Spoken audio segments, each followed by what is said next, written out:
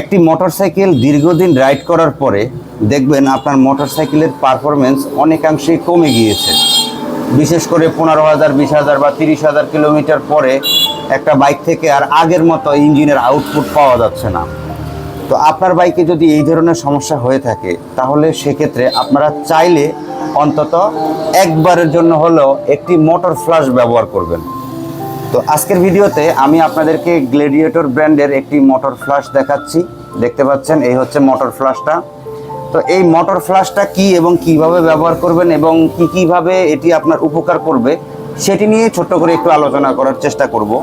তো সেটি হচ্ছে একটা মোটরসাইকেল যখন আমরা 20,000, 30,000 কিলোমিটার চালিয়ে ফেলি, এর ভিতরে কয়েকবার আমরা ইঞ্জিন অয়েল পরিবর্তন করি, তো তখন দেখা যায় আমাদের মোটরসাইকেলের ইঞ্জিনের ভিতরের প্রত্যেকটা পার্টসের ভিতরে বিভিন্ন ধরনের কালি বা কার্বন এগুলো জমে থাকে এবং যেগুলো জমার কারণে আমাদের বাইকের ইঞ্জিনের যে পারফরমেন্সটি সেটি ডাউন হয়ে যায়।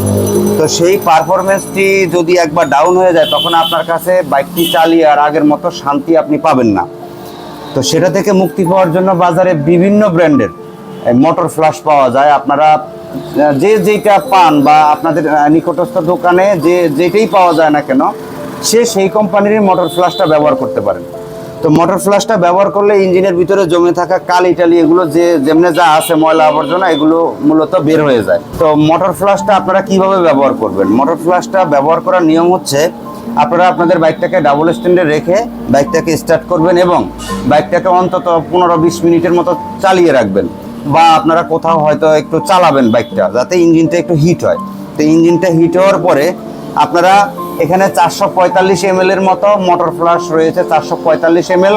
তো এই 445 ml এই সম্পূর্ণ যে ক্যানটি রয়েছে এই সম্পূর্ণ ক্যানটি আপনারা আপনাদের যেখান দিয়ে আপনাদের বাইকের ইঞ্জিন অয়েল ভরেন সেই ইঞ্জিন অয়েলের লাইন দিয়ে আপনারা ভরে দিবেন। এখানে কথা হচ্ছে আপনাদের বাইকের যে ইঞ্জিন অয়েলটা রয়েছে সেটির সাথেই কিন্তু মিশিয়ে দিতে হবে।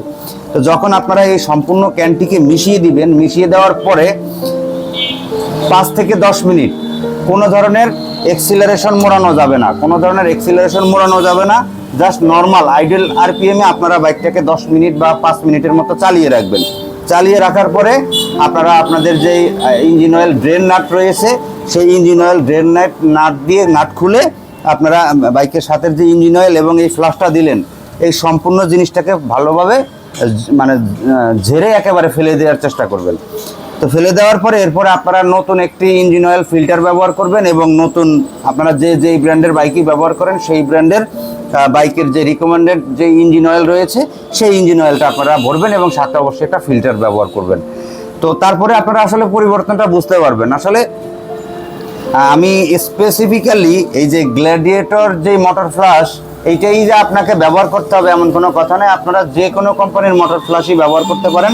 তবে এই পণ্যটি আমি অলরেডি ব্যবহার করেছি এবং এই পণ্যটি ব্যবহার করে আমি দেখলাম আমার ইঞ্জিনের কিছুটা পরিবর্তন আমি বুঝতে পেরেছি। এটা যে আহামরি বিশাল একটা পরিবর্তন এমন না, মোটামুটি আমার কাছে মনে হয়েছে আমার এই মোটর ফ্লাশটা ব্যবহার করার ফলে আমার ইঞ্জিনের যে এক্সিলারেশন পাওয়ারটা সেটা আগের থেকেও কিছু অংশে বৃদ্ধি পেয়েছে এবং বাইকের যে ভাইব্রেশনটা রয়েছে সেই ভাইব্রেশনটা বা ইঞ্জিন থেকে সৃষ্ট যে ভাইব্রেশনটা সেই ভাইব্রেশনটাও কিন্তু এই মোটর ফ্লাশটা পরিপূর্ণভাবে একেবারে ভ্যানিশ করে দিয়েছে।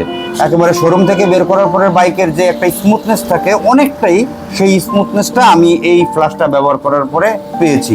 তো আপনারা চাইলে এটি অন্তত একবার ব্যবহার করে দেখতে পারেন। তবে আমার কাছে মনে হয়েছে এটি ঘন ঘন না ব্যবহার করে অন্তত 10-15,000 বা 20,000 কিলোমিটার যখন একটা বাইক আপনারা চালিয়ে ফেলবেন তারপরে কেবলমাত্র একবার যে কোনো ব্র্যান্ডের একটি মোটর ফ্লাশটা ব্যবহার করবেন আপনারা।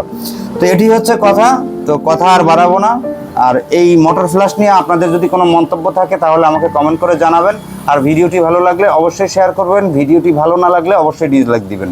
ধন্যবাদ সবাইকে।